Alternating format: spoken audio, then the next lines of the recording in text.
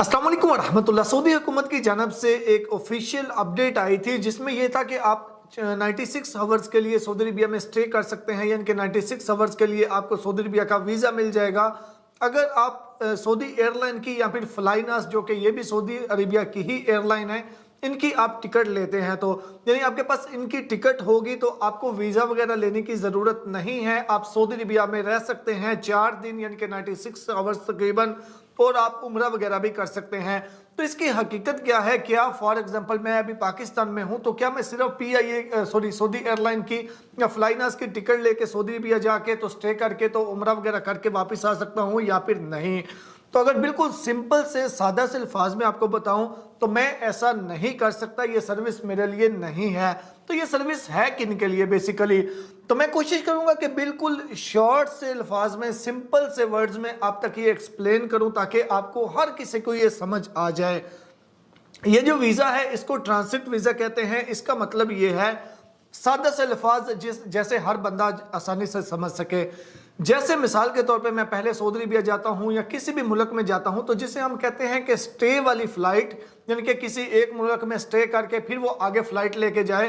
तो जैसे मिसाल के तौर पे मैंने सऊदी अरबिया जाना है, सऊदी अरबिया मैंने जाना है तो मैंने जो टिकट बुक की है उसमें 5 घंटे स्टे है दुबई में। ठीक हो गया, दुबई में 5 घंटे स्टे है। तो अब मिसाल के तौर पे दुबई हुकूमत मुझे इजाज़त देती है कि ये इन 5 घंटों में आप दुबई सारा घूम सकते हैं। तो बिल्कुल सेम यही चीज़ है, मैं वहाँ पे जाके दुबई सारा घूम के वापस पाकिस्तान नहीं आ सकता, मुझे आगे फिर जाना होगा सऊदी अरबिया। तो ये सेम जो ये वाला वीज़ा है ट्रांसिट वीज़ा, जिसे 4 डेज़ के लिए वीज़ा है, ये भी सेम ये है कि आपके पास किसी थर्ड कंट्री का वीज़ा वगैरह होना चाहिए जहाँ पे आप जा रहे हैं। तो बीच में आप सऊदी अरबिया 4 घंटे के लिए स्टे करके वहाँ पे उम्रा वगैरह करके तो आगे जा सकते हैं, लेकिन वहां से डायरेक्ट उम्रा करके वापस उसी एयरलाइन पे वापस नहीं जा सकते, यानी कि मैं यहां से टिकट लूं और वहां से फिर वापस आ जाऊं, नहीं, ऐसा नहीं होगा। किसी थर्ड कंट्री का मेरे पास वीज़ा होना चाहिए। स्पेशली तौर पे ये मिसाल के तौर पे ऐसे समझ लें, मैंने कतर जाना है, मेरे पास कतर का वीज़ा है, मैं चाहता हूं कि यार मैं सऊदी एयरलाइन की टिकट लेता हूं, 4 दिन सऊदी अरबिया रहूंगा, फिर आगे से कतर चला जाऊंगा, तो ऐसे ये मेरे लिए पॉसिबल होगा।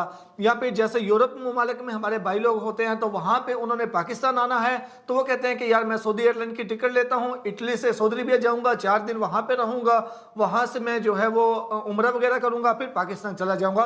तो ये ऐसे पॉसिबल है। ऐसे नहीं है कि मैं यहाँ से वीज़ा सिर्फ टिकट लूँ, सऊदी अरबिया जाऊँ और उम्रा करके वापस आ जाऊँ, ऐसे ये बिल्कुल भी नहीं है। ये ट्रांसिट वीज़ा है जो कि आपको थर्ड किसी कंट्री में जाना होगा तो फिर ही ये आपके लिए पॉसिबल होगा। बिल्कुल सिंपल से वर्ड्स में उम्मीद करता हूं कि ये सारी चीज़ें आपको समझ आ गई होंगी। उसके अलावा बुकिंग कैसे करते हैं टिकट्स की, उस पर एक डिटेल से वीडियो है, स्क्रीन पे भी आपको कार्ड नजर आ रहा है, उस पर क्लिक करके आप अच्छे खासे डिस्काउंट के साथ टिकट बुक कर सकते हैं। मिलते हैं एक नई वीडियो के साथ, दुआ में याद रखिएगा। अल्लाह हाफिज़।